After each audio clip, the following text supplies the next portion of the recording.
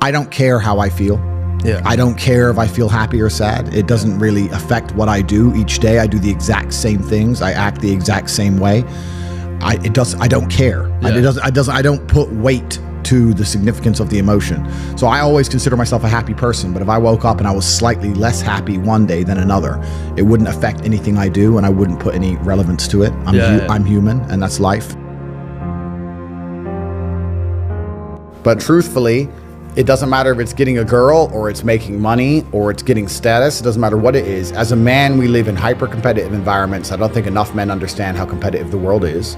If you want a girl, you're competing against other men. You're not the only man who had the idea of getting that girl. There's no girl you're going to see and go, oh, I'll get that girl, and didn't cross anyone else's mind. Everybody else wants her. You have to outcompete other men. You have to be as competitive as possible.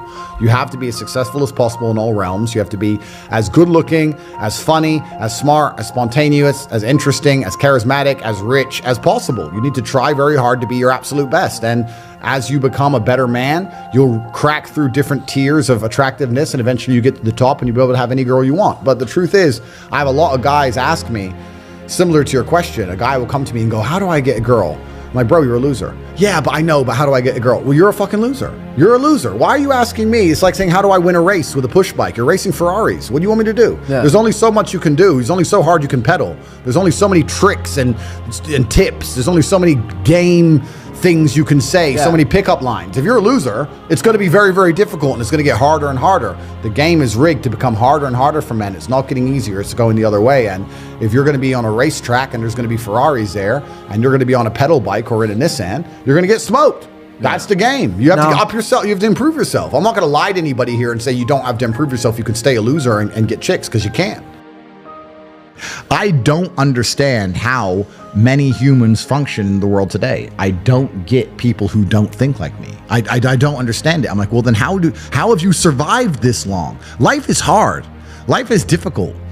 Maybe I've just been unlucky, which I don't believe in, but I've had so much trauma and bad events and negativity and stress and all these things that have happened to me, and I've used all of it to be monumentally successful.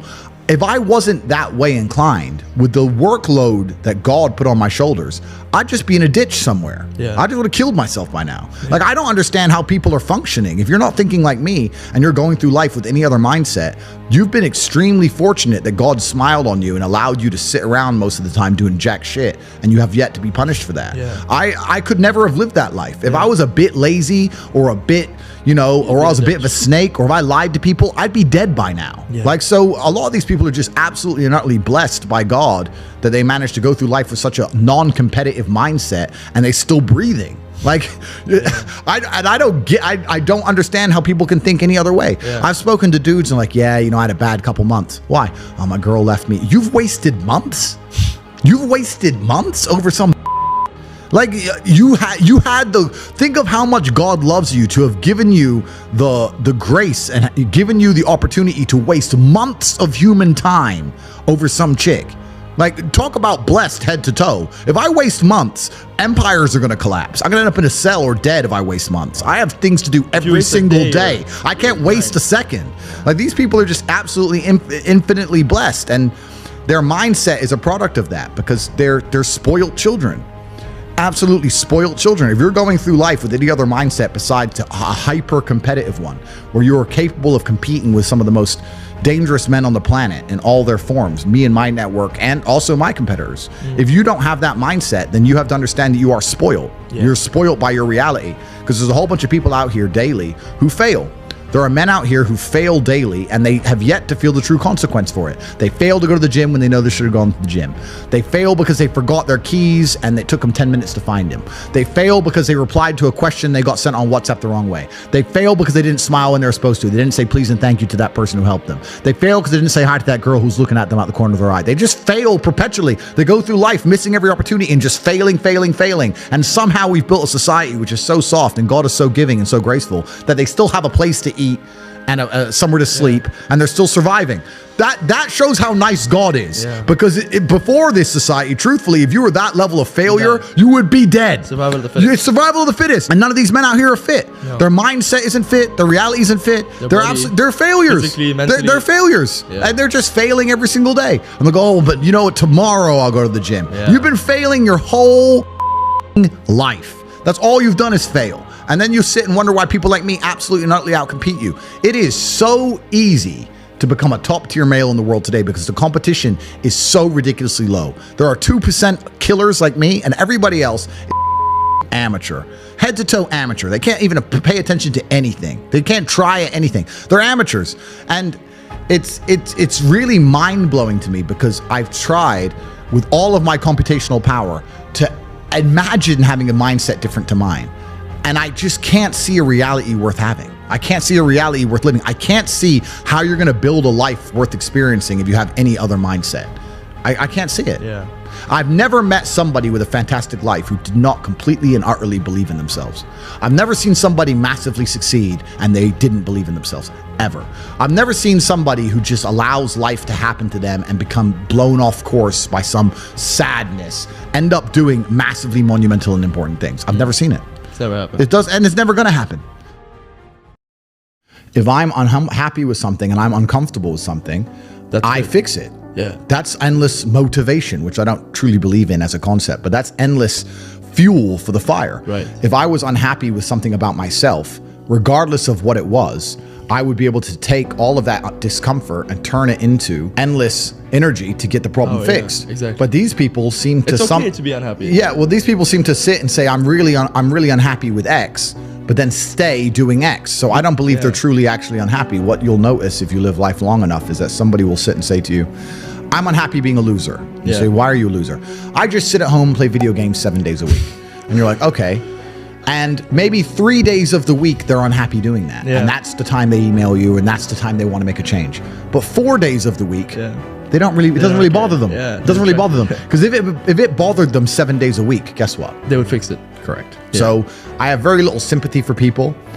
And that's not because I'm not a nice person, but it's because I've been so hard on myself and I've been through so many things that were difficult, and I've been through so much pain and trauma myself, some of it self-inflicted, some of it given to me by God to make me a better person. But I've been so difficult on myself. It's very hard for me to look at somebody who's refused to be difficult on themselves and see them as my equal or feel sympathy or pity for them. Why would I feel pity for somebody who took the easy route when I took the hardest possible route? I took the hardest possible way to be the man I am, and you were too big of a and now you want me to feel sorry for you? I don't feel sorry for you. I don't feel sorry for these people. And because as a man, you can be anything you decide you want to be. That's the beauty of being a male. You can build your character completely from the ground up, just like a video game. Every single thing about me that people respect, I built. I was not born a world champion kickboxer. I was not born this intelligent or intellectual. I was not born this rich. I was not born this strong. I was not born this confident. I was not born this interesting. I was not born this charismatic and humble and gorgeous and tall and strong and sexy. I was not born none of these things. I became these things myself. So I deserve all the spoils of war. And anybody who decides they don't want to work hard enough to become those things, then they deserve to sit and accept they're my inferior. That's their problem. So you talk a lot about purpose, and what is your thoughts as to, do you have like an exact answer as to why we are created as humans and why we are here? Like, what is the purpose of life? Why have we been given life? I think we're here to struggle and to learn. I don't think we're here to be happy. That's why when we keep going back to the happy argument, I've always found that kind of frustrating and annoying. And someone goes, oh, but I want to be happy. Why? Why? Why do you want to sit there and laugh?